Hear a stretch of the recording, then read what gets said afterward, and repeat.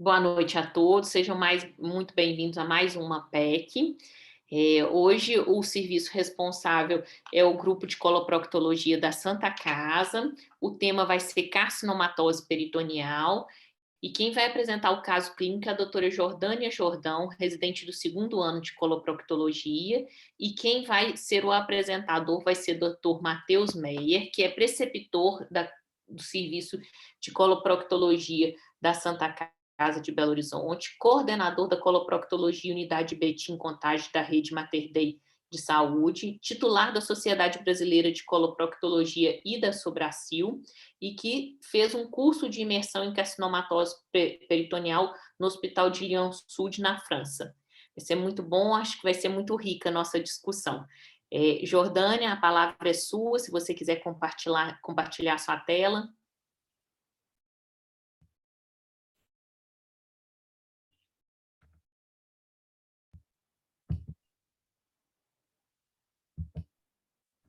Bom, boa noite a todos. Como já foi introduzido pela doutora Kant, meu nome é Jordânia, sou residente do segundo ano da Santa Casa. Hoje eu vim trazer um caso que foi conduzido juntamente com o doutor Matheus, que vai falar, né, vai dar uma aula para a gente logo após. O nosso paciente, então, sexo masculino, 42 anos, ele tinha uma queixa de dor abdominal, que tinha começado cerca de um mês antes, né, da primeira consulta com o especialista, principalmente na fossa ilíaca direita. Essa dor era de forte intensidade, não irradiava, mas chegava até acordar o paciente à noite. Ele trazia também uma história de alteração do hábito intestinal, com períodos de diarreia intercalados com períodos de constipação intestinal, e emagrecimento de cerca de 5 quilos desde que ele iniciou com essa dor. Durante, né, esse primeiro mês, ele chegou a procurar serviços de pronto atendimento aqui em Belo Horizonte. Ele tinha ido cerca de 4 vezes. Foi aventada a hipótese de colelitise, excluída depois de um ultrassom abdominal, e chegaram também a suspeitar de apendicite aguda, excluída depois de uma tomografia de abdômen. Esse paciente negava comorbidades, alergias ou cirurgias prévias. Ele tinha uma história familiar sem achados de maior significância, os pais vivos, rígidos, a avó com uma doença hepática que ele não sabia precisar, e um tio com cirrose etanúrica. Esse paciente ele não negava tabagismo e etilismo ocasionalmente.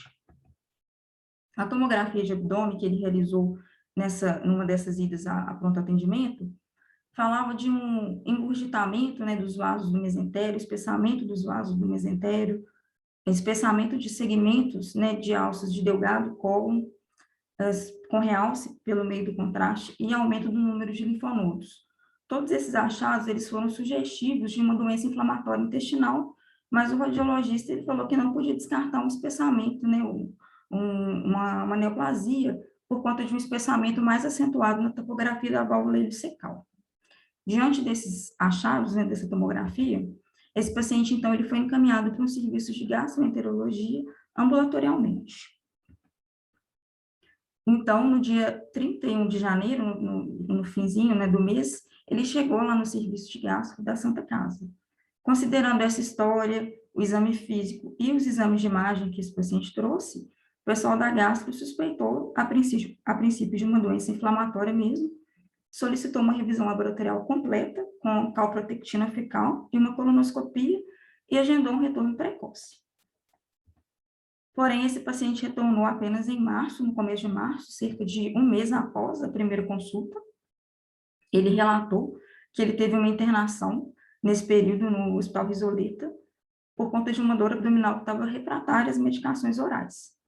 Nessa internação, ele foi submetido novamente a exames e foi liberado para acompanhamento ambulatorial, considerando que ele já estava vinculado a um serviço especializado. A tomografia de abdômen que ele repetiu lá trazia achados muito semelhantes ao último exame, porém ele conseguiu fazer uma colonoscopia. E essa colonoscopia, ela mostrou uma lesão infiltrativa no colo ascendente, próximo da válvula ileocecal, que acometia essa válvula, provocava estenose, e essa lesão era endoscopicamente neoplásica. Foi biopsiada, então, essa lesão, e nessa consulta de retorno, o paciente levou já o resultado do anátomo patológico. E esse anátomo patológico veio carcinoma com células em anel de Sinnett, nessa amostra que era sugestiva de amostra do cólon. A gastro, então, solicitou as tomografias de estadiamento e encaminhou o paciente para a coloprocto. Na primeira consulta com a gente, né, com a coloproctologia, esse paciente ele já chegou, então, com o diagnóstico e estadiado. As tomografias, elas não mostravam metástases hepáticas ou pulmonares, mas era sugestiva de carcinomatose.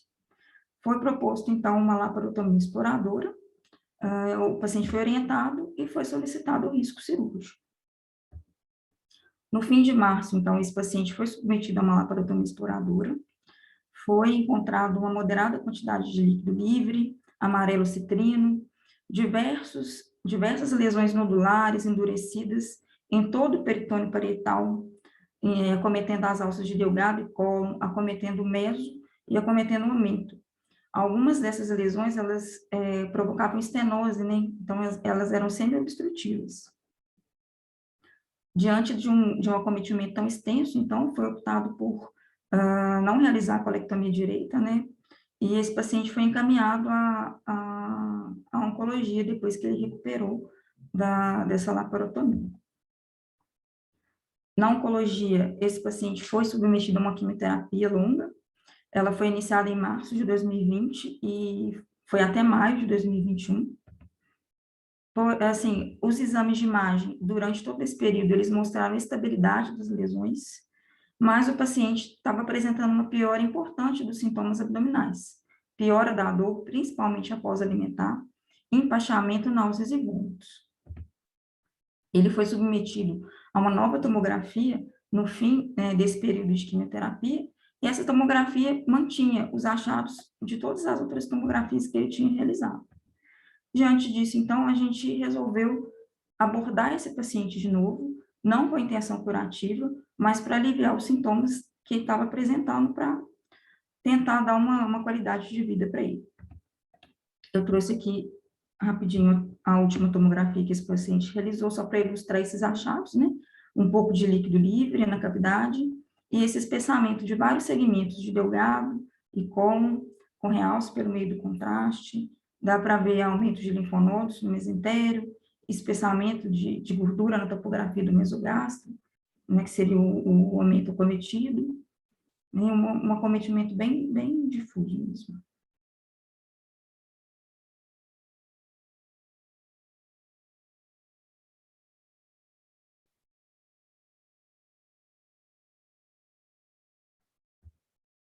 Bom, então, no dia 9 de junho, esse paciente foi submetido à segunda laparotomia exploradora.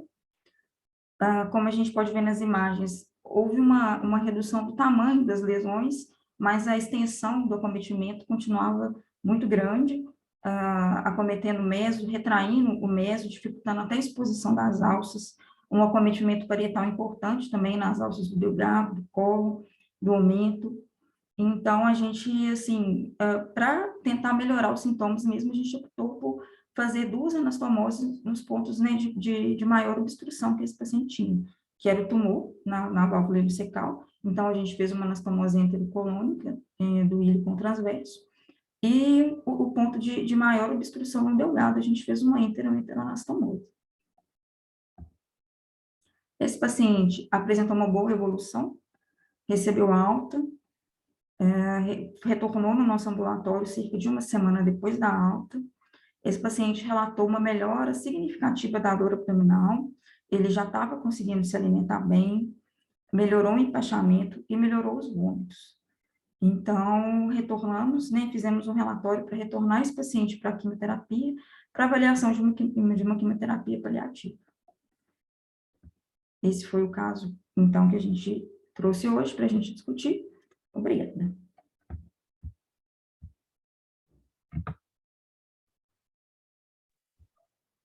Doutor Matheus, fique à vontade para compartilhar a tela. Tá, joia. Enquanto eu vou compartilhando aqui, a gente vê que esse caso foi bem trágico, né? 42 anos, saudável, esse paciente é forte, igual um touro, e com uma doença, assim, extremamente grave desde a apresentação, né? Todo mundo vendo aí a tela? Sim. Perfeito. Beleza, eu vou começar a aula, então acho que no final a gente discute tudo, porque esse caso que ilustrou vai ser interessante as coisas que vão ser faladas na aula, falar na frente a gente abrir para perguntas e discutir o caso especificamente. Bom, então, primeiramente agradecer aí a Kant, ao Guilherme, o pessoal que me deu a oportunidade de dar essa aula aqui hoje. O tema que me foi passado foi metástases peritoneais de câncer coloretal ou carcinomatose, né? A gente fala muito o termo carcinomatose, até prefere, é mais prático de ser dito, mas o termo considerado atualmente assim ideal da gente dizer seria seria metástase peritoneal mesmo. Bom, antes da gente entender assim por que a gente vai começar a falar disso, é simplesmente pelo fato de ser a pior evolução em termos de sobrevida de todas as metástases. Se você comparar lá com a sobrevida do paciente que tem a metástase hepática, que tem a metástase pulmonar e a peritoneal tem uma sobrevida, uma expectativa, né, assim, sobrevida de 16 meses. É o pior de todos eles. Então, assim, uma doença extremamente grave, né, em termos de evolução. Esses 16 meses, não é a gente fazendo nada, é a gente tentando ainda um tratamento paliativo, né, com quimioterapia sistêmica, que é o que se tinha até uns anos atrás. Bom, e aí veio em 1934, em Nova York, um ginecologista chamado Mays, né, e que ele começou a falar um pouco sobre a citorredução. Então, foram os primeiros relatos sobre tirar a doença além dos órgãos, né, a doença ali no peritônio e tudo mais focado na área ginecológica. Quando foi em 69, já começaram a ver um pouco de benefício na cirurgia da citorredução para o pseudomixoma. Até essa época, então, não se falava em quimio hipertérmica nem nada disso. Quando foi nos anos 80, a gente vê assim que, querendo ou não, é muito recente isso, teve o primeiro relato sobre a quimioterapia hipertérmica intraperitoneal, a HIPEC, que foi nesse artigo aqui do Spratt, onde ele fez a cirurgia numa paciente de 35 anos de idade com pseudomixoma peritoneal, onde ele fez a citorredução e aplicou uma quimioterapia hipertérmica a 42 graus no peritônio, né? Na época foi feito o quimioterápico Atiotepa. Então, qual é o sentido, né? Por que isso veio à cabeça de alguém, né, assim, deles para poder fazer essa HIPEC?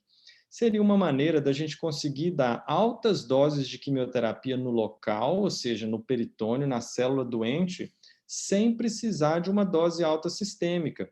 Porque as doses que a gente faz na quimioterapia intraperitoneal, elas são altíssimas, mas a dose sistêmica que está rodando, que está sendo absorvida na via sanguínea, ela não é alta. Então, esse é o conceito principal da HIPEC, né? Vamos dar o quimioterápico que a gente sabe que funciona para essa doença em doses cavalares ali no peritônio, sem precisar trazer toxicidade para ali, para a região sistêmica e ter os problemas que teriam, obviamente, de intoxicação às altas doses venosas, né, sistêmicas. Bom, e aí, com o passar do tempo, de 1980 até 95, já começou a se estudar não só para as lesões do pseudomixoma e as ginecológicas, começaram a estudar também para os tumores do trato gastrointestinal, como coloretal e gástrico e até alguns outros na época. Então, o Paul Sugar-Baker, que é esse senhor aqui muito simpático, ele em 1995 publicou um trabalho muito importante. Esse aqui foi um pouco antes, em 89, onde ele começou a falar sobre a instilação da quimioterapia direto na cavidade peritoneal, que pudesse isso mudar a história dos cânceres gastrointestinais. Mas aí, em 95, ele fez essa publicação muito importante, muito falada, muito citada, que foi a descrição da peritonectomia da parte cirúrgica e também sobre a HIPEC. E aí, nesse trabalho, ele já começou a mostrar benefícios assim impressionantes. Então, a gente tinha, nos 3 anos de sobrevida, cólon e reto, 36% dos pacientes do coloretal estavam vivos ali no 3º ano. E apêndice, a gente sabe que tem um prognóstico bem melhor, né? 73%. Ou seja, a gente estava falando antes de 16 meses de sobrevida e agora nós já estamos no primeiro trabalho, na primeira publicação, já tendo 36% dos pacientes vivos depois de 3 anos, né? E aí eu vou ressaltar para vocês, nós vamos falar isso repetidas vezes aqui, sobre a diferença da sobrevida nos pacientes que tiveram a citorredução completa, com 82% de sobrevida, versus a citorredução incompleta, com 20%. E aqui até nesse gráfico mostrando. Então, já desde essa época, parece meio óbvio, né? Quanto mais doença você tira, maior a chance do paciente ter um desfecho favorável. Mas ressalta, pula aos olhos a importância da ressecção completa. Por que a gente fala isso? Porque às vezes você faz uma ressecção mais simplória e fala, não, o quimioterápico vai matar o resto, né? Vamos dizer assim. Mas não é bem assim. A cirurgia é a parte, no caso da coloretal, fundamental, se não a mais importante desse tratamento. E, obviamente, um outro item aqui que a gente ressalta é o volume de doença. Quanto menos doença, melhor a sobrevida. Isso a gente também vai ver um pouquinho à frente. Nessa época, e um pouquinho depois, ele foi mostrando esses trabalhos fazendo a HIPEC com a mitomicina C, o quimioterápico mitomicina C. E fazia também, nessa época, uma aplicação de 5-fluoracil intraperitoneal precoce, né, já no pós-operatório. Bom, para a gente falar de carcinomatose, de metástase peritoneal, tem que entender sobre o índice de carcinomatose peritoneal. Então, a gente divide o abdômen aqui igual um jogo da velha, né? E apesar do número vir até 12, vou chamar a atenção de vocês aqui, ele começa no 0. Então, são 13 regiões, tá? Que são essas 9 aqui da superfície parietal do peritônio lá por dentro, mais o trato gastrointestinal ali do delgado, que contam os outros pontos, tá? E aí a gente vai pontuar isso daqui sendo 0, nenhum tumor visto, né? Vai 1, 2, 3, que é até 5, né? Até meio centímetro, de meio a 5 e maior que 5. E isso daqui a gente faz essa continha. Eu acho interessante quando a gente vai operar, seja na cirurgia do diagnóstico, seja na cirurgia que for fazer o tratamento, a decisão ali na hora de operar, eu acho interessante colocar isso na sala e você vai falando para a enfermeira e ela vai anotando, porque é muito número e fica mais fácil um papelzinho ali fazendo anotação em vez de fazer essas somas todas na cabeça ali na hora, tá? Esse índice ele é fundamental para a gente poder tomar nossas decisões terapêuticas e ele vai de 0 até 39, né? Que seriam os 3 vezes 13 ali, né? Os 13 pontos. Bom, um pouquinho mais à frente veio esse médico que é o Olivier Glen, por volta dos anos 2000, lá na França, agora não mais nos Estados Unidos, ele na França começando a fazer alguns estudos no mesmo conceito, né, do Sugar Baker, que seria fazer a peritonectomia e fazer a quimioterapia, tá? Na época, ele fazia isso, mas ele usava a mitomicina C ou a cisplatina ou os dois. Então, o quimioterápico começava a ser um pouquinho diferente lá do padrão americano, e também em alta temperatura, 46 a 48 graus. E aí, o que ele começou a ver?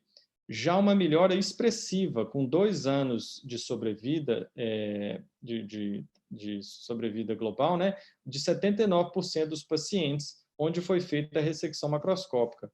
Ou seja, 2 anos depois, 24 meses depois da cirurgia, 80% dos pacientes dele estavam vivos, né? E os que não tinham a ressecção completa, esse número era muito pior. Então, aí a gente vê que nós estamos falando dos primeiros trabalhos que começaram a mostrar essas coisas, esses resultados, e que ainda não tinha a expertise que se tem hoje, e os resultados já eram muito bons, ou seja, a técnica começou já sendo muito promissora. No pseudomixoma, foi muito evidente o benefício, tanto da citorredução quanto da HIPEC. Então, você pega aqui esse trabalho que foi feito com 3.500 pacientes e tudo, aquela análise, né, que eles fazem nas meta-análises, e a gente vê o tanto que tem benefício a citorredução com a HIPEC, ao invés da citorredução isolada. Então, o pseudomixoma é um capítulo à parte. O benefício dessa combinação de terapêutica para o pseudomixoma já é muito bem estabelecido. Bom, falando em coloretal, o que a gente começou a ver? Quando foram pegando vários autores, e uma casuística boa, olha, o Glenn com 500 casos, o Eliá com 520, e esse pessoal que era maioria na Europa, eles já começaram a ter uma mediana de sobrevida de 35 meses nesses pacientes. E a gente tinha lá atrás, lembra aquele número, com 16 meses de sobrevida? Ou seja, a gente mais que dobrou com o tratamento, né? E aí, nessa época, a gente tinha o confronto, né, da citorredução com HIPEC versus a quimioterapia venosa isolada. E aí já foi mostrando, obviamente, o benefício de fazer esse tipo de tratamento. Vocês podem me perguntar assim, Matheus, por que está sempre com a HIPEC associada? Porque começou sendo feito assim e todo mundo fazia com HIPEC nessa época. Então, era meio padronizado. Se for fazer a citorredução para coloretal, faz a HIPEC junto. É difícil achar nessa época trabalho que não incluísse a HIPEC. E aí, com o passar do tempo, olha que interessante, lá no Hospital Leon-Sud, que eu acompanhei o pessoal, eles saíram de antes de 1995, quando o Sugar-Baker publicou aqueles trabalhos, de uma mediana de sobrevida para os pacientes que tinham carcinomatose peritoneal de coloretal. Eles saíram de 6 meses para 53 meses. Isso é assim, isso é fabuloso, fabuloso, né? Então, por isso que essa técnica, esse tratamento das metástases peritoneais salta tanto aos olhos. E aí, aqui também já outros trabalhos mostrando a mesma coisa, o benefício da citorredução com HIPEC, a gente só de olhar o gráfico já vê que é bem distante um do outro. E olha que interessante, esse estudo do Vic Verval, em 2003, ele teve que ser interrompido no meio do caminho, de tão melhor que estava o grupo da citorredução com a HIPEC. Então, ele foi interrompido porque assim, não havia por que manter esses pacientes em quimio-venosa paliativa, eles tinham que ser encaminhados para a citorredução e HIPEC. Bom, mostrando aqui um pouco mais de algumas outras publicações, sempre com esse grande benefício, né? E a gente começou a falar um pouquinho mais à frente, até de pacientes com sobrevida 5 anos depois sem recorrência, 16%, quase 1 a cada 5, 1 a cada 6 pacientes se curavam com essa terapêutica. E a gente, antes, né, de 1995, não poderia nem cogitar a cura de carcinomatose peritoneal, né? E sobrevidas maiores de 60 meses, obviamente que não são para todos os casos. Veja aquele caso que a Jordânia apresentou, ele vai fugir disso daqui. Aquele paciente tinha um índice carcinomatose de 39, para todos os lugares, com lesões confluentes, não havia como fazer esse tratamento para ele. Então, como que eles chegaram, como que esses números foram melhorando tanto? Não só com a citorredução e a HIPEC, mas com uma seleção muito adequada dos pacientes e também uma melhora da quimioterapia, que ao longo desses últimos anos melhorou um pouco também. Então, falando agora já até de tratamento curativo de pacientes com carcinomatose. Bom, nesse outro trabalho, o que eles começaram a ver? Aquilo que eu falei lá no início, que eu disse que eu ia repetir. Os pacientes que tinham ressecções CCR0, ou seja, uma ressecção ótima, né, vamos dizer assim, eles tinham desfechos muito melhores que os pacientes que às vezes ficavam doença microscópica. Então aqui, esse trabalho é para chamar um pouco a atenção que não dá para contar com a quimioterapia para fazer o resto do trabalho cirúrgico. A citorredução, ela tem que ser ótima, excelente, né? E enquanto que a gente não pode deixar a lesão visivelmente acreditando que a quimio vai matar aquele resto de doença. E eu vou mostrar isso bem evidente à frente. Só para vocês verem a variedade de quimioterápico que já foi feita na HIPEC, doxorubicina, melphalan, mitomicina, cisplatina, diversos medicamentos já foram testados e utilizados, mas eu vou falar dos mais importantes, que seria a mitomicina C, que é o mais largamente utilizado, né, ao longo da história. Ele geralmente foi o primeiro a ser escolhido para fazer com a hipertermia, nesses casos de coloretal. E a gente tem uma dificuldade, não sei se todos os residentes que estão aí assistindo sabem, mas é um medicamento que a gente não tem acesso no Brasil. Ele parou de ser comercializado, dizem que pelo fato dele ser muito barato, né? Ele perdeu um pouco do valor de mercado aí, então a gente não acha no Brasil. Se quiser usar, tem que ser importado dos Estados Unidos ou de algum outro país que tenha isso. A cisplatina, vocês devem estar estranhando, não é uma medicação muito utilizada para coloretal, mas a gente usa ela bastante nas doenças ovarianas de origem ovariana, né? E aí a gente tem um detalhe muito importante que eu vou chamar todo mundo a atenção, que é uma droga muito citotóxica para o rim, principalmente quando a gente aumenta a temperatura. Então, se você for fazer HIPEC com a cisplatina, é fundamental usar uma droga que chama tiosulfato de sódio, que é uma droga que faz uma proteção renal. E os índices de lesão renal, seja aguda, seja crônica, após a HIPEC com a cisplatina, quando a gente usa o tiosulfato, são praticamente inexistentes. Então, é fundamental usar essa medicação para proteção renal. A oxaliplatina, está escrito aqui que é um novo, né, medicamento, mas isso era em 2005, hoje já não é tão novo assim, né? Mas foi uma droga lá na França utilizada muito largamente, eles eram grandes amantes da oxaliplatina lá, sabe? Acreditaram muito no medicamento, inclusive para a HIPEC. E aí, nessa época, eles tinham resultados excelentes, né, no tratamento da carcinomatose peritoneal com a oxaliplatina, com 67% de sobrevida livre em 3 anos, né, quando a completa citorredução. Lembrando que nessa época não se fazia o trabalho sem a oxaliplatina, sem a HIPEC, sempre estava combinado versus quimiosistêmica, né?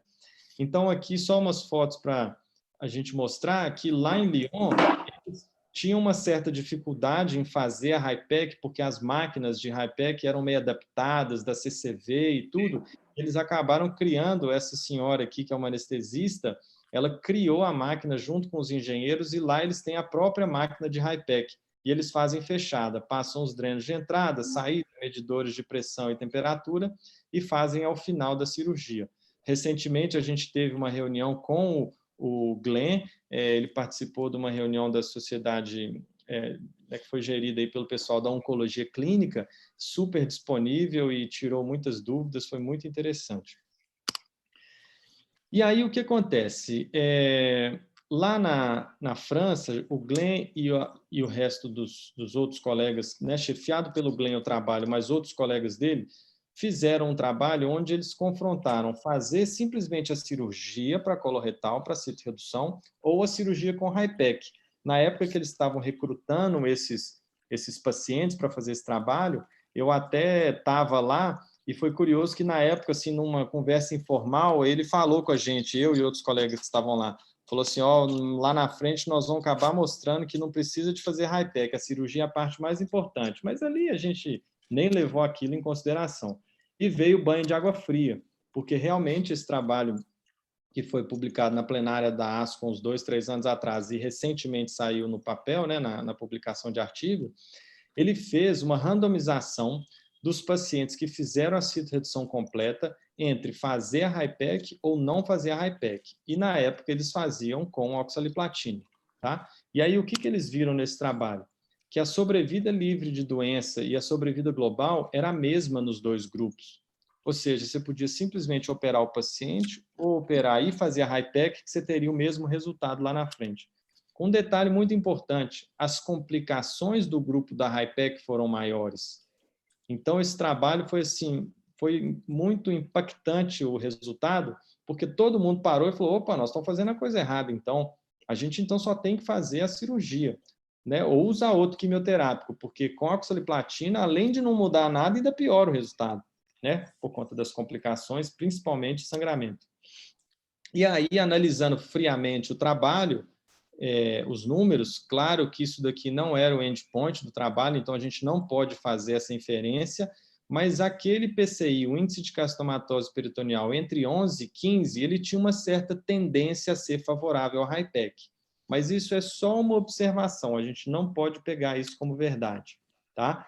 Porque quando eles analisaram esse grupo específico, separado, eles viram que houve uma melhora da sobrevida nesses pacientes. Mas, obviamente, tem que ter um trabalho direcionado com endpoint, com tudo alinhado para isso, tá? Isso foi uma análise, digamos assim, secundária. O curioso é que tem um outro trabalho, que não é um trabalho, assim, tão excepcional, o desenho dele, mas é um bom trabalho, onde ele compara a oxaliplatina versus a mitomicina para HIPEC no coloretal, e o que ele notou? Ele notou pouca diferença, exceto lá naquele mesmo grupo de 11 a 15 de PCI, que tinha uma tendência a ser melhor em relação à oxaliplatina, mas isso era só uma tendência, a gente não pode afirmar. Bom, lá eles concluíram que a adição de oxaliplatina, né, fazer a HIPEC com oxaliplatina, não muda, não influencia na sobrevida livre de doença nem na sobrevida global. E que a gente, além disso, tem mais complicações ao fazer a HIPEC. Ou seja, o tratamento curativo da carcinomatose peritoneal, ele é praticamente feito só pela cirurgia citoredutora, né, que mostrou um resultado inesperado, digamos assim. E aí, volto a falar naquele mesmo assunto, né? A gente tem como fazer uma citorredução ótima, que é tirar lesões, né? A CC3 e 2 a gente tira e a CC1, uma outra pode ficar. Isso não é mais o ideal. Agora que a gente sabe que a cirurgia é o que há de mais importante na citorredução, agora só vai servir se a gente fizer uma citorredução completa. Não estamos mais satisfeitos com uma citorredução ótima, né? Obviamente, para a gente conseguir fazer uma cirurgia citoredutora radical e deixar quase nada de lesão residual, praticamente zerar, a gente vai ter maior sobrevida, mas a gente também vai precisar de uma maior complexidade de tratamento. Enquanto que se a gente faz uma cirurgia citoredutora simplória, deixando doença residual, nós vamos ter uma sobrevida pequena e vai ser uma cirurgia mais simples que não exige tanto treinamento. Então, aqui, isso serve para qualquer patologia oncológica, e as outras devem ter algo semelhante, mas para as oncológicas tem vários trabalhos que mostram isso, que o cirurgião é fator prognóstico. Então, nesse trabalho, os cirurgiões que mexiam, né, que tinham experiência, tinham sobrevidas muito melhores do que aqueles que tinham poucos procedimentos radicais, com P significativo. Então, não significa que é o fulano ou que é o ciclano, mas o serviço onde ele está imerso para mexer com carcinomatose peritoneal tem que estar todo alinhado, porque não é simplesmente chegar lá e executar, tirar esse tanto de peça bonita, igual está aqui, né, esse tanto de doença. É o pós-operatório, é o pré-operatório, né, é o CTI naquelas primeiras 24 horas, é a anestesia que é diferente, né? Quando você tira o peritônio por dentro ali do paciente, uma ressecção peritoneal extensa, você traz para o paciente uma lesão como se fosse um grande queimado. O consumo de líquido, né, de fluido intravenoso no peri e no pós-operatório imediato é enorme nessa cirurgia, diferente do que a gente vê nas nossas colectomias. E aqui o que tem em andamento ainda sem resultado é um trabalho que chama Icarus, que eles estão fazendo lá no Memorial, onde eles dividiram 2 grupos, onde um faz a hipertermia com mitomicina mesmo, né, faz a HIPEC clássica, e o outro usa um EPIC, que é como se fosse um catéter de diálise peritoneal, mas com quimioterapia, sabe? Eles estão fazendo esse desenho lá, mas ainda não temos resultado para saber. Com esse trabalho que é o PRODIGI 7, que eu falei em relação ao malefício da oxaliplatina e o não benefício que ela trouxe, né, eles começaram a fazer alguns trabalhos farmacológicos e viram que a oxaliplatina feita nos moldes que faziam os pacientes do PRODIGI 7, ela não tinha efeito citotóxico esperado. Então, a gente diluía ela na glicose 5%, ou na solução de diálise, e na farmacologia viu que isso diminui o efeito da droga, e que ela era feita por 30 minutos, e isso não tem o efeito esperado da droga, sabe? Então, assim, a oxaliplatina tinha essa vantagem, que depois de uma cirurgia muito grande, você fazia uma HIPEC de meia hora só, rapidinho. A mitomicina C é 1h30 só de HIPEC. Então, depois que você termina, você faz 3 frações lá, levando 90 minutos para fazer. Bom, um tempo atrás eu fui fazer uma aula e aí sobre o assunto e eu mandei um e-mail para o Glenn, eu falei, professor, mas como é que está lá? Como é que vocês estão fazendo depois disso? Vocês largaram a HIPEC, vocês não estão fazendo mais, né? E ele falou que, na verdade, ele sabe que aqui no Brasil a gente não consegue a mitomicina C, mas que ele trocou a oxaliplatina pela mitomicina C, no protocolo de 3 frações, 90 minutos, que é o que eu disse agora, né? Mas que ele achava que não era de tudo, assim, insensato demais a gente usar cisplatina no protocolo do Vandriel, que é o protocolo que ele usa para ovário, sabe? Mas eu confesso que a gente nunca fez e eu não conheço quem faça cisplatina na HIPEC para coloretal. Fiz a mesma coisa para o Sugar Baker, achei o e-mail dele lá na internet, mandei e ele me respondeu. Eu perguntei, e aí, o que vocês estão fazendo depois do PRODIGI 7? Vocês pararam de usar a oxaliplatina? E ele falou um pouco semelhante àqueles trabalhos lá de farmacologia, que o jeito que foi feito não é uma HIPEC assim, fidedigna, vamos dizer assim, e que ele tinha um certo problema com aquele paciente que fez uma neoadjuvância para para o tratamento da carcinomatose com a oxaliplatina. Então, o paciente fez 6 meses de oxa. E aí, depois você vai usar ela, é como se ele tivesse ficado assim, sensibilizado pela droga e aquilo não fosse funcionar mais.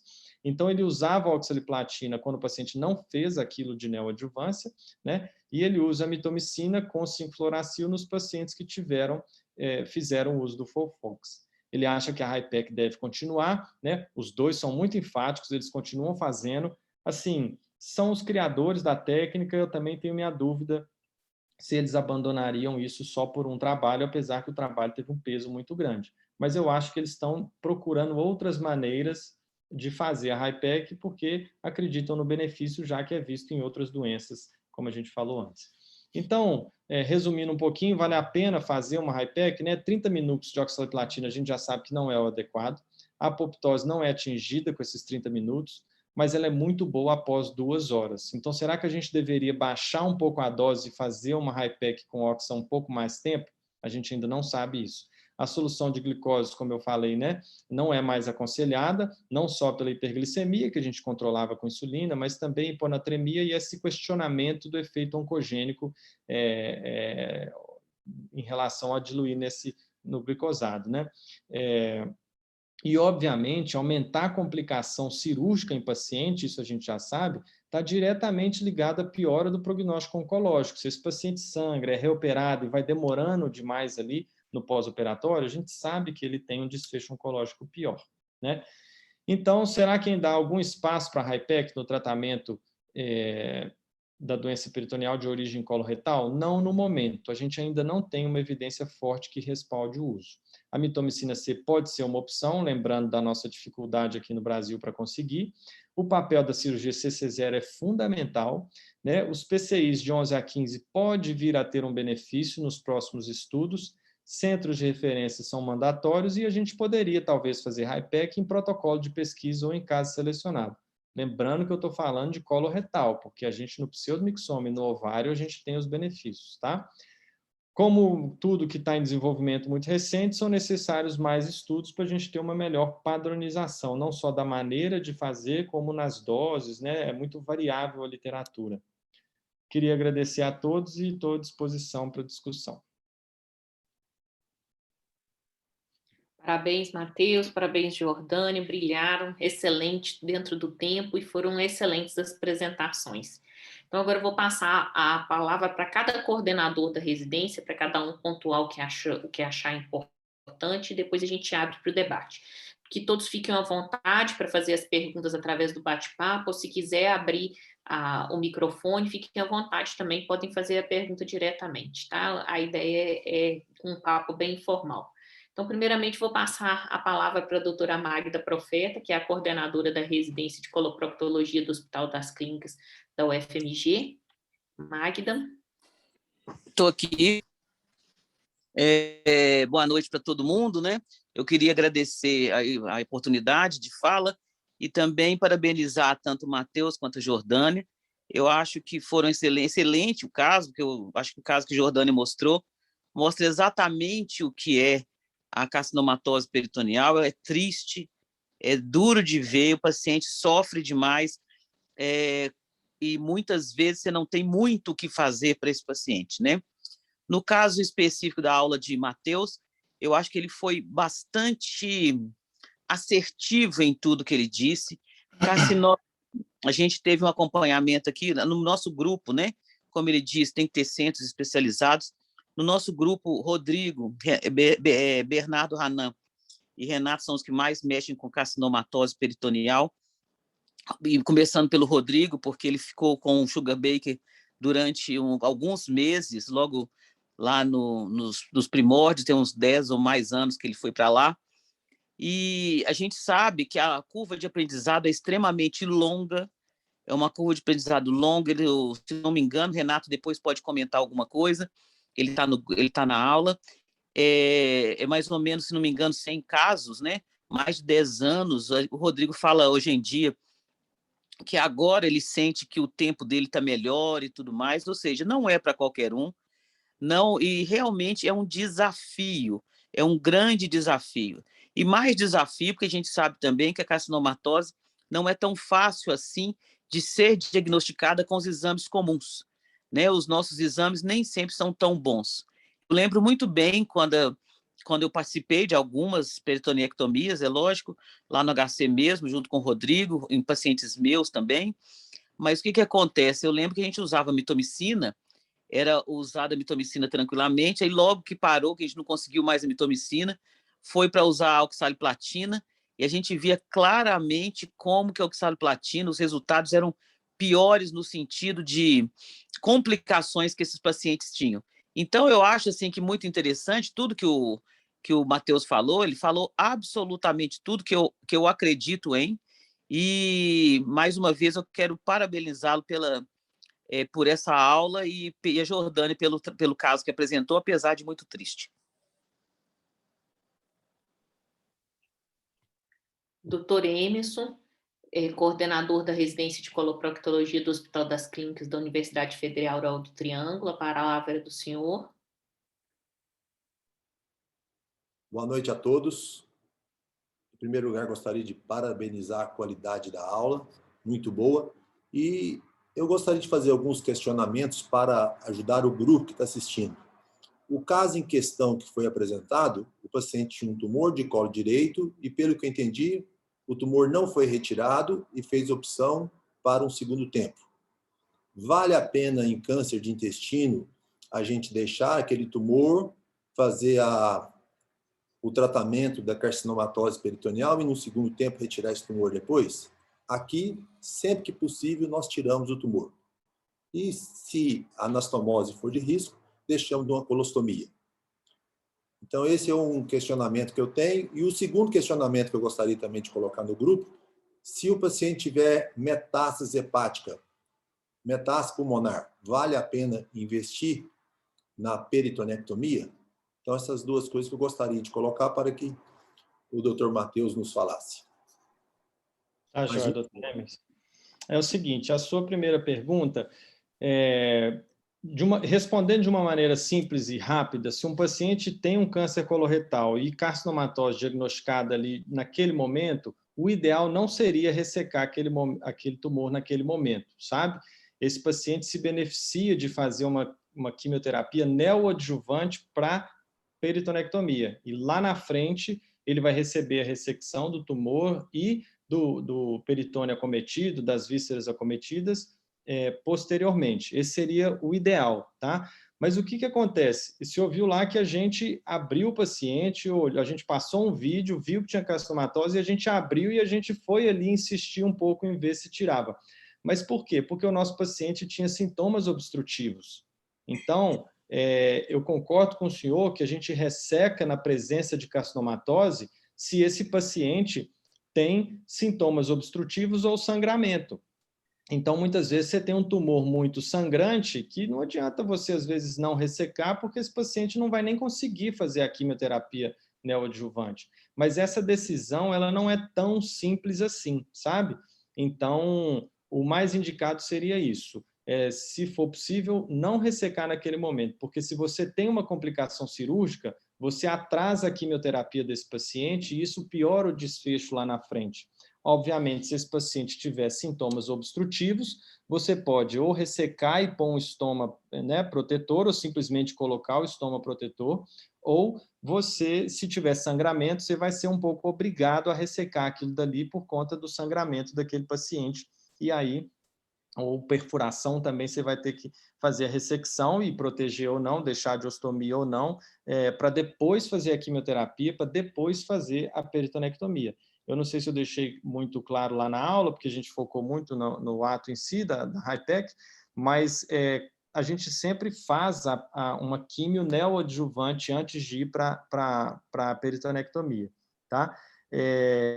E a segunda pergunta sobre a metástase, geralmente não. A metástase hepática ou pulmonar, né, ela é uma contraindicação à peritonectomia, tá? De um modo geral, a gente não vai fazer.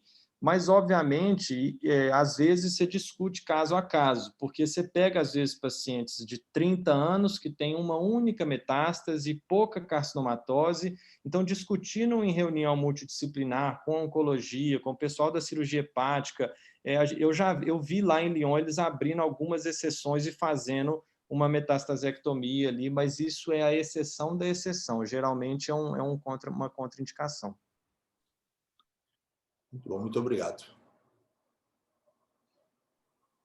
Doutora Sinara, coordenadora do Serviço de Coloproctologia do Hospital Ipseng. Boa noite a todos, mais uma vez. Parabéns, Jordânia. Muito bem apresentado, caso muito claro. O caso é triste, né? Mas, enfim, eu acho que mais triste ainda é a nossa incompreensão de por que alguns tumores evoluem desta maneira. Porque não é um paciente com quadro clínico típico de um tumor de cólon direito, né? Não só pela idade, mas pelo quadro clínico mesmo, né? E parabéns, Matheus, realmente sua exposição foi excelente, ótima revisão, né?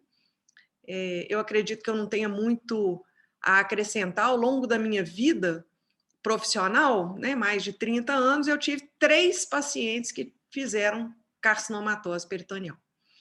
E eu estou dizendo isso e eu sempre estive em serviços de grande volume de pacientes. Então, o que eu quero dizer é, a gente não tem tantos casos. E daí a necessidade realmente, como já chamada a atenção pela Magda, é uma curva de aprendizado longa, né?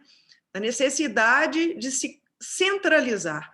Eu tive a oportunidade de fazer uma visita de um dia, na verdade, a Basingstoke, que é um dos centros de referência no Reino Unido. O Brandon Moran, né, passeou comigo tudo lá, fui ao bloco, corrida de leito e tal. Eu fiquei muito impressionada, eram mais de 20 pacientes em pós-operatório, simultaneamente, só pós-carcinomatose, ressecção de carcinomatose peritoneal. Então, assim, a gente fica até um pouco impressionado, são cirurgias imensas, né? Realmente, em média, 12 horas, 16 horas. O paciente realmente, como você já disse, Matheus, é um paciente né, com muitas particularidades, desde a preparação do pré-operatório, passando pela anestesia, pós-operatório, CTI tem que ser dedicado mesmo, eles têm que saber com o que eles estão mexendo, né? Um paciente no meio de uma porção de gente com pós-operatório de cardiovascular, e, enfim, neuro e tudo mais, realmente ele tem uma chance menor, né? É importante a equipe dedicada.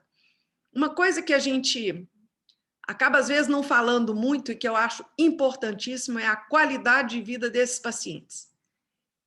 Talvez, é claro que vocês vão lembrar do Dr. Geraldo Magela, né? Eu não estou aqui falando em nome dele, não, mas eu sei que quando vem esses assuntos a gente sempre lembra das colocações dele, né? Quando eu me coloco, a minha pulsão é sempre assim: se eu tiver que viver 6 meses a mais miseráveis, eu prefiro viver 6 meses a menos. Então, nós temos que analisar, né? Quer dizer, claro que todo mundo quer ficar vivo, né? Desde que valha realmente a pena, né? A gente tem uma qualidade de vida. Então, isso é muito importante. E faltam ainda muitos estudos, claro. Como você falou, o conhecimento todo é muito novo. Eu tive a oportunidade de conhecer o Dr. Sugar Baker num evento no AC Camargo. Eu tenho, inclusive, um manual assim, autografado por ele. Eu comprei o livro e junto vinha um manual de como fazer o HIPEC, e autografado e tudo mais. E isso foi em 96. E, basicamente, naquela época, eu vou te falar, tudo que a gente lia, o pessoal achava que ele era meio doido, que aquilo não ia dar certo.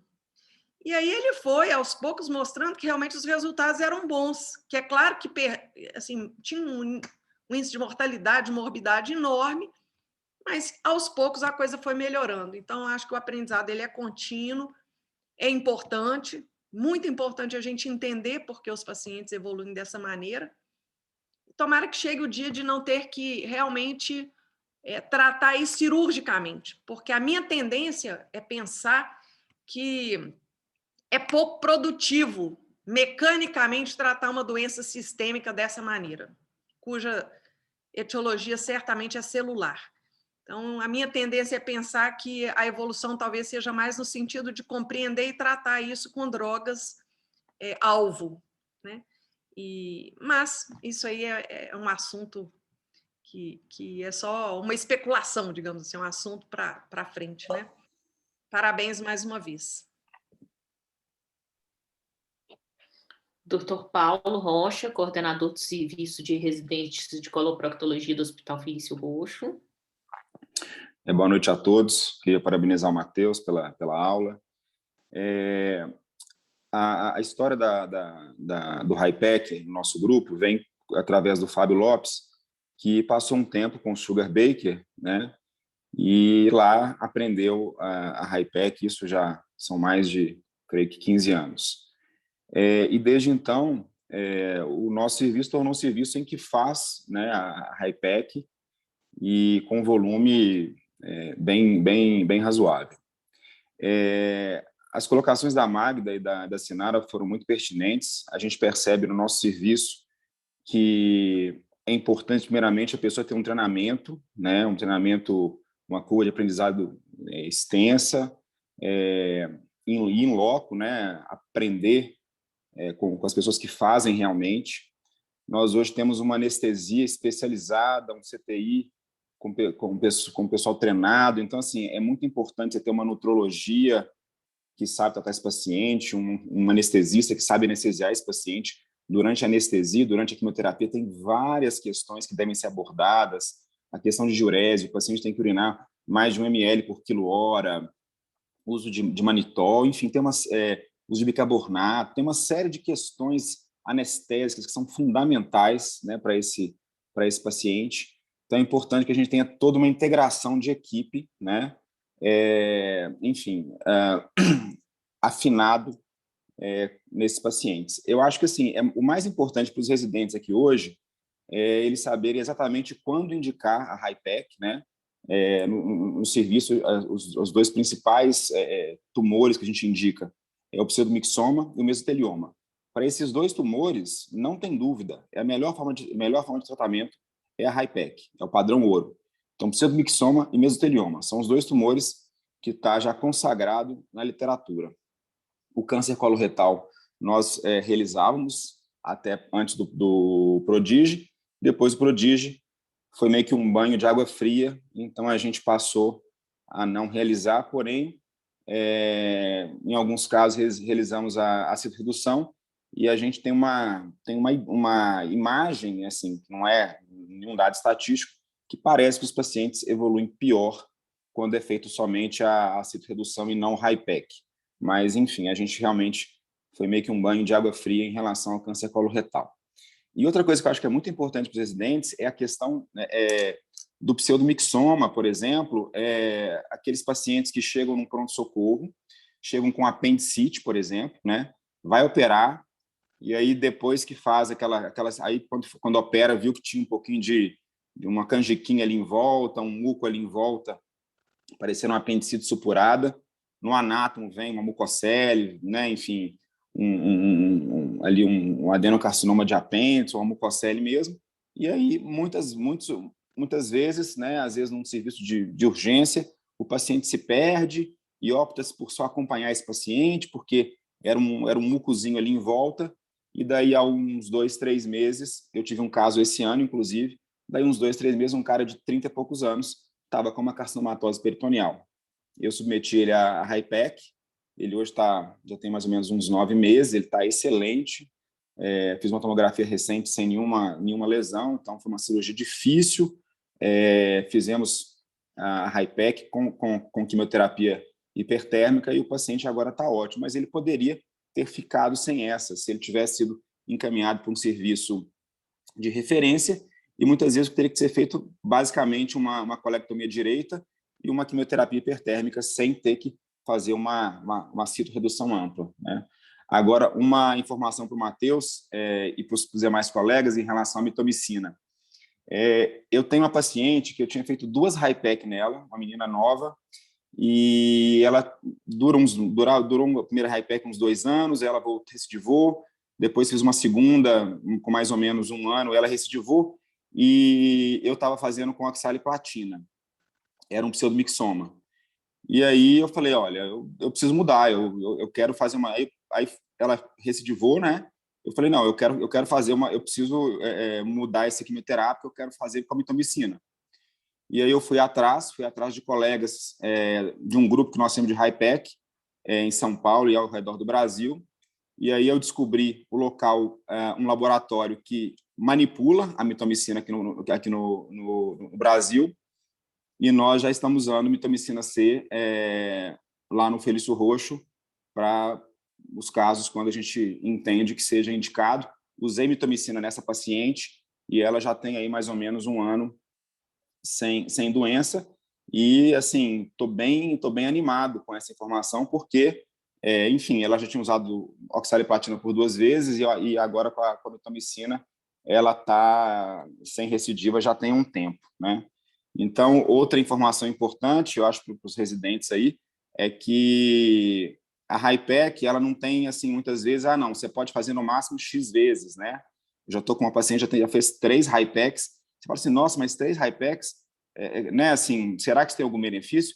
A menina de 34 anos, que tinha um filho de 2 anos de idade, mais ou menos 5 anos depois, ela já viu a infância inteira do filho dela, ela agora está sem doença alguma, né? Então, assim, 5 anos depois, e está super satisfeita, feliz da vida. Então, assim, é realmente uma oportunidade de vida que se tem, que eu acho que uma pessoa... A gente, muitas vezes, fica usando drogas de quimioterápicos que duram, sei lá, custam milhões aí, e vão aumentar a sobrevida em 1 mês, 2 meses. Se aumentar a sobrevida de alguém em 4, 5 anos, né, eu acho que não é pouca coisa. Então, enfim, eu acho que realmente é uma estratégia que vem revolucionar, na minha opinião, principalmente hoje, né, com o que a gente tem de literatura, pseudomixoma e mesotelioma.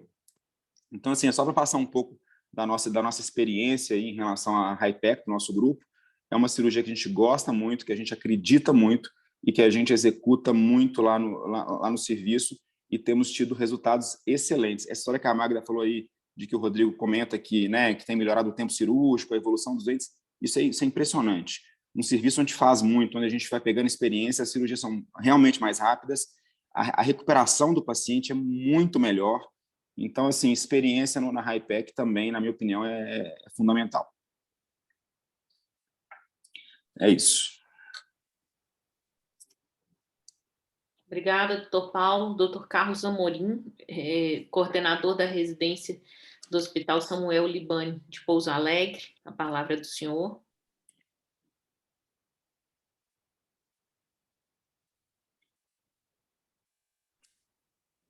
Microfone. Bom, boa noite. Eu quero parabenizar a Jordânia e o Matheus pela aula. Eu achei assim que foi muito esclarecedora assim a situação onde está o HiPEC, né?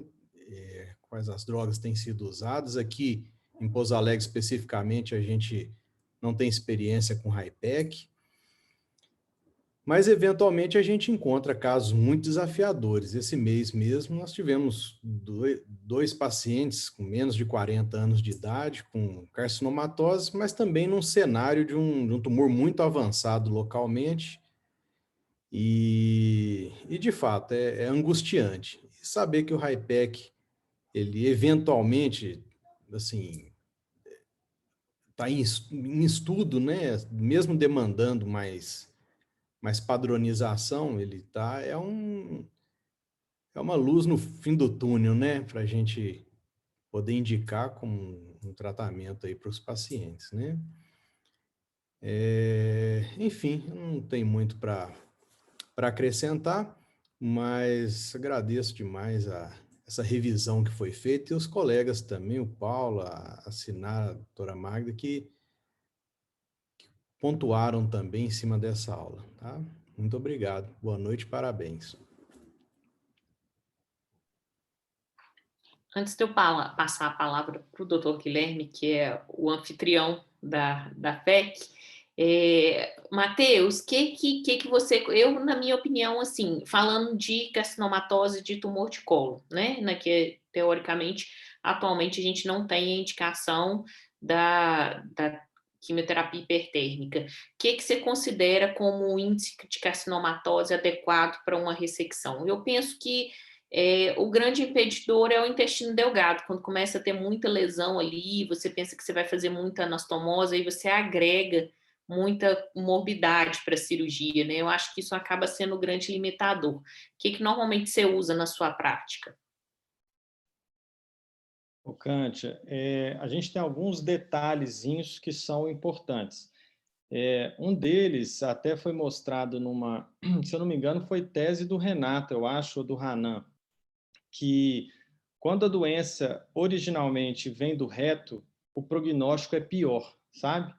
Então, o número mágico, ele não existe. A gente sabe que em torno de menos de 15 seria o ideal, né? Assim, o menos de 10 é sensacional, mas até 15 seria um número muito bom. De 15 a 20, você já começa a ponderar um pouco as outras coisas. É possível, você pode fazer com índice de 20, tá? Mas desde que você pondere isso. A origem não é no reto, as suas ressecções vão ser efetivas, localização e tudo mais. Então, assim, eu acho que é isso. Não existe um número mágico, entra até 15 com mais tranquilidade, de 15 a 20 tem que ponderar com muita cautela. A idade do paciente, condição clínica, não é uma cirurgia simples, a trombada é grande, né? A exemplo do que todos falaram aí, o Paulo pontuou muito bem essa questão da equipe, né? A gente no Mater Dei, quando a gente tem uma reunião pré-operatória de todo mundo, intensivista, nutricionista, anestesista, só sobre aquele caso, né? Os monitores que a gente usa na cirurgia, né? Assim, o paciente, quando vai fazer um caso desse, parece que ele está, assim, em outro planeta, de tanto monitor que os anestesistas ligam, né? A gente usa Flotrac, a gente usa várias coisas para ajudarem a gente nesse cuidado, porque cada pecinha ali daquele quebra-cabeça complexo, ele faz diferença lá na frente, né? A gente tem protocolos e trabalhos que orientam simplesmente a anestesia do paciente da citorredução, sabe? Que são muitos detalhes, né? E uma das coisas que eu, particularmente, no meu grupo lá, que principalmente eu, Daniel e o Bernardo Hanan, que praticamente em todos os casos está com a gente, eu gosto de operar com o Daniel porque ele é um cirurgião de trato gastrointestinal alto, sabe? Então, assim, ele é um médico que ele domina o hilo hepático, ele domina uma gastrectomia, ele domina essa parte mais do abdômen superior muito melhor do que a gente que está acostumado ali com a pelve, né? Então, a gente fala, às vezes, até brincando, né? Do umbigo para baixo, o Matheus opera, do umbigo para cima, o Daniel opera.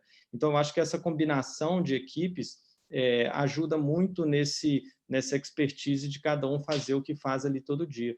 Porque se você perguntar para a gente assim, Matheus, mas você faz uma gastrectomia? A gente sabe fazer, mas eu não faço igual um cirurgião de trato gastrointestinal superior. Então, isso economiza tempo cirúrgico, isso acelera muito a cirurgia. A Sinara falou aí, né, exemplos de cirurgias longuíssimas. Eu tive até uma amiga do meu pai, quase um familiar, que teve um mesotelioma, operou no Rio. A cirurgia dela foram 24 horas de anestesia. Sim, um absurdo, um exagero, e tem cirurgias grandes mesmo. À medida que você começa a ficar com uma expertise maior, seu tempo cirúrgico vai ficando minúsculo. Eu lá em Lyon, o Olivier Glen, que fazia só essa cirurgia, eu assistia ele fazer uma hepatectomia um dia. O resto tudo ele só faz citorredução com HIPEC, sabe? Ele fazia cirurgias, assim, a cirurgia dele era 4, 5 horas no máximo, e ele fazia as enormes, as pequenas, tudo. Por quê? Porque a equipe dele era treinada, os equipamentos dele ajudavam. Então, assim, era clipe para vaso pequeno, não tinha que ficar amarrando seda, era cirurgia, era tesoura bipolar, era tudo muito acessível, sabe? 1000 grampeadores, sempre que precisasse, né? Então, assim, tudo isso para otimizar tempo cirúrgico e tal. Então, as minhas colocações são essas. Mas eu acho que no campo da coloprocto, a gente lida muito com esses pacientes. A Sinara falou, né, que não são muitos, Sinara, e eu concordo com você, a gente não vê carcinomatose todo dia na nossa rotina. E quando você tem um centro de referência, você começa a ver um monte, né? Então, lá em Lyon, eu acompanhei um outro médico lá na época, que era um cirurgião geral, mas que fazia vídeo coloretal muito bem feito, que era o Papillon, e um dia eu fui lá com ele, ele fez uma laparoscopia, carcinomatose, tinha uma lesão, ele falou, opa, isso aqui não é para mim. Tirou, fez as biópsias só para documentar, ligou para o Glenn e mandou para ele. Então, assim, tem esse direcionamento que ajuda no aumento da casuística para quem faz isso e contribui no resultado para o paciente. Renato, você quer comentar, quer compartilhar um pouco da sua experiência, o Renato Campanati?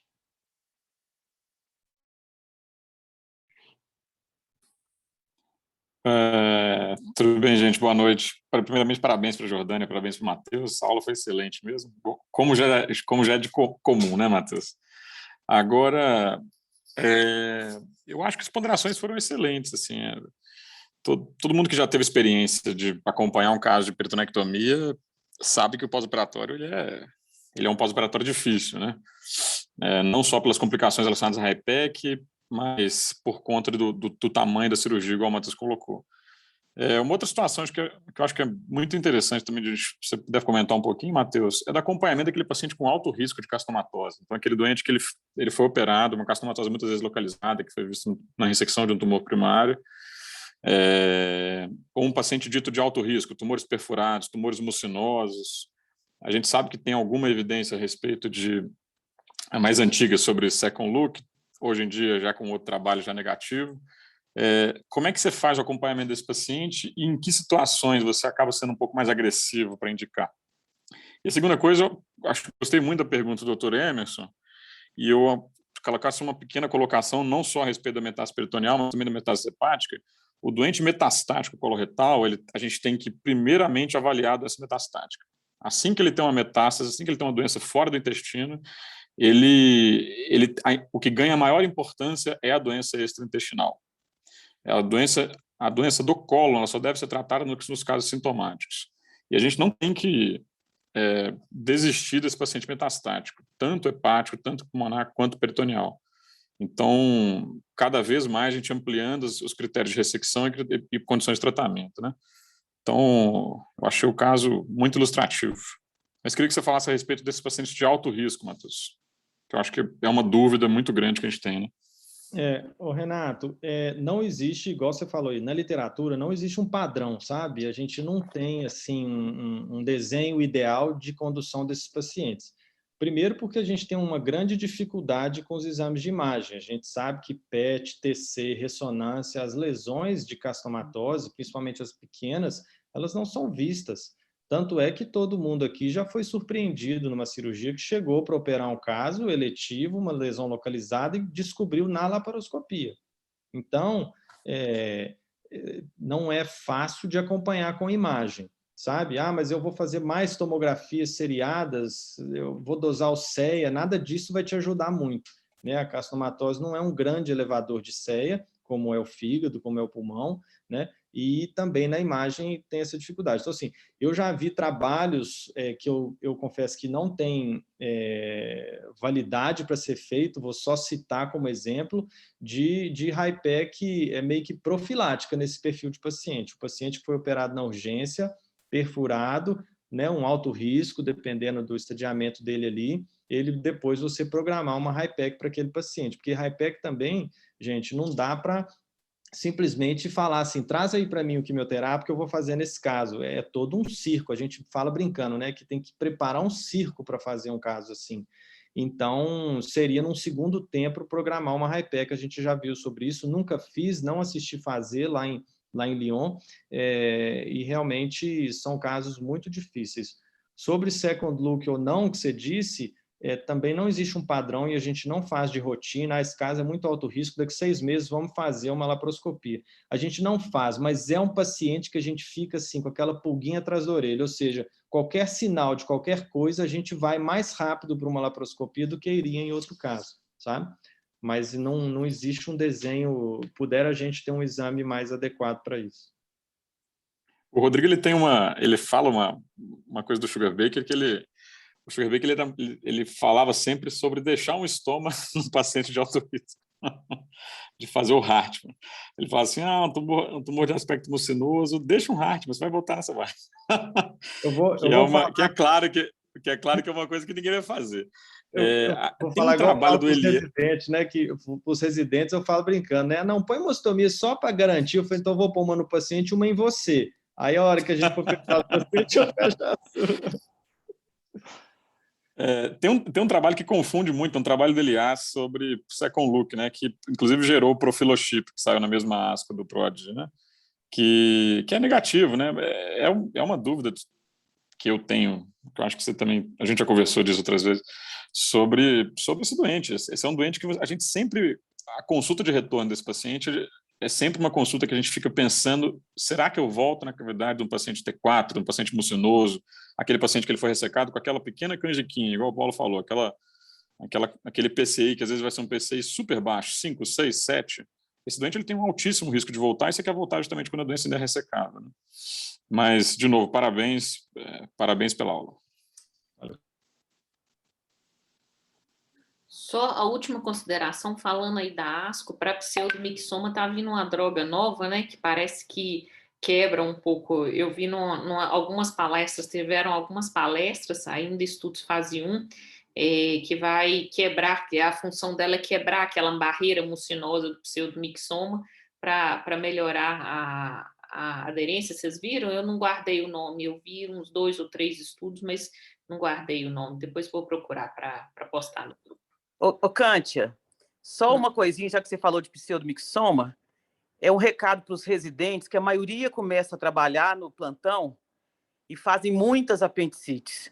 Tomar muito cuidado, não fazer apendicite de qualquer jeito, não sair destruindo o apêndice, porque de repente aquilo ali pode ser uma mucocele. Então, ter bastante cuidado. É o caso que o Paulo falou aí, né, de que depois era um apêndice e tal, mas às vezes o apêndice está lá bonitinho, gordinho, e a pessoa fala, que lindeza. Rompe aquilo ali, daí a pouco o paciente está com carcinomatose. Então, tomem cuidado com as suas apendicectomias, façam tudo com bastante zelo, sem romper o apêndice, se puder. E agora, para finalizar, a palavra para o coordenador da residência da equipe anfitriã, Dr. Guilherme, é o coordenador da residência do Serviço de Coloproctologia da Santa Casa. A palavra é sua, Guilherme. Boa noite, pessoal. Parabéns, Jordânia, pelo caso, né? A gente tinha discutido esse caso já tinha visto as fotos. Matheus, sem comentários, né? Aula excelente, muito bem fundamentada, né? Não tenho o que falar. Realmente uma revisão excelente. Que é a característica do Matheus, todo mundo conhece, né? Então não é à toa que a gente abre a palavra para ele, que sempre, né, a gente escolhe as pessoas que não só são bem embasadas, mas que têm a facilidade de falar, né? Que é o caso do Matheus. Gente, é difícil, porque desde quando a gente, né, já tempo que a gente está no PEC, e quando mudou o esquema, né, Cântia, de todos os coordenadores falarem, quando você fica por último, fica difícil você tentar completar alguma coisa, né? Todo mundo que fica por último sempre fica acabando chovendo molhado. Então, ainda mais com esse time de qualidade. Só queria lembrar mesmo, porque nem tanto tempo atrás, né, na época até que eu fazia cirurgia geral, no início da coloproctologia mesmo, quando falava em carcinomatose, era, né, decretar a morte do paciente, né? Não tinha muito o que fazer, né?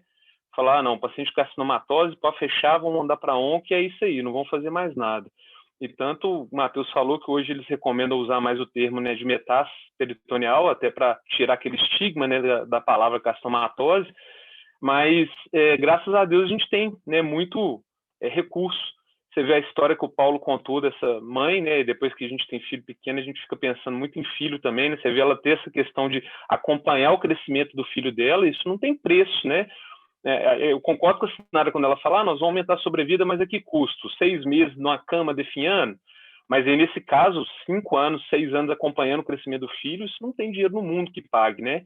Então, é nesses momentos aí que realmente a gente fala assim, pode vir isso tudo que for, mas a gente conseguiu fazer, né, a HIPEC aumentou a sobrevida, igual o Paulo falou, 3 HIPEC na mesma paciente, isso aí realmente a gente é uma motivação para tentar correr atrás e tentar fazer alguma coisa diferente, né?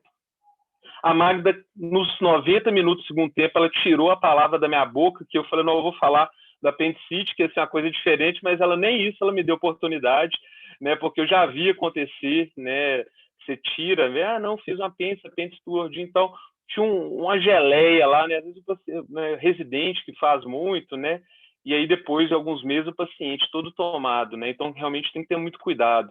Às vezes fica querendo faz incisãozinha minúscula, né, incisão específica, tira o apêndice, nem olha direito o que está acontecendo, e às vezes você está trazendo mais, né, prejuízo para o paciente. O que o Matheus mostrou, o mais importante realmente é o treinamento da equipe, né, não só do cirurgião, né, o cirurgião muda né, o prognóstico do paciente. Não adianta a gente se aventurar, eu pegar um paciente com carcinomatose e falar amanhã vão marcar de operar ali sozinho. Tem todo o treinamento da equipe, todo mundo trabalhando junto, porque senão, né, primo non nocere, né, em vez de fazer o bem para o paciente, nós vamos estar prejudicando. Então, não vou me estender mais, porque eu vou ficar só chovendo molhado aqui, só agradecer a palavra e agradecer, né, a excelente aula aí, o caso clínico que vocês apresentaram, e todos os comentários de todos os coordenadores que realmente acrescentaram muito aí num assunto tão espinhoso que é a tal da metástase peritoneal, né? Obrigado, gente. Bom, então, para finalizar, eu gostaria de agradecer principalmente o Matheus e a Jordânia, parabenizar novamente, foi realmente espetacular a aula dos dois. Agradecer a todos os coordenadores que participaram hoje do debate, a todos que assistiram à aula, e lembrar que semana que vem nós temos tumor board. Na próxima quarta, 14/7, temos tumor board, estão todos convidados. Durante a semana, o Hélio, provavelmente no início da próxima semana, o Hélio posta o postzinho. Agradecer muito a todos.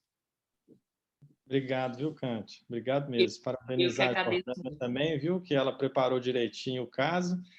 E um caso, todo mundo já comentou, mas um caso muito triste e difícil, né, Jordânia? Esse caso foi bem delicado, o paciente até procurou outros colegas que me ligaram para rediscutir o caso, mas realmente, se eu pudesse dar uma última palavra aqui, eu ia dizer que assim, é fácil indicar uma cirurgia, mas a gente tem que saber muitas vezes contraindicar, falar assim, esse aqui nós não vamos ressecar, que vai ser pior para ele, né?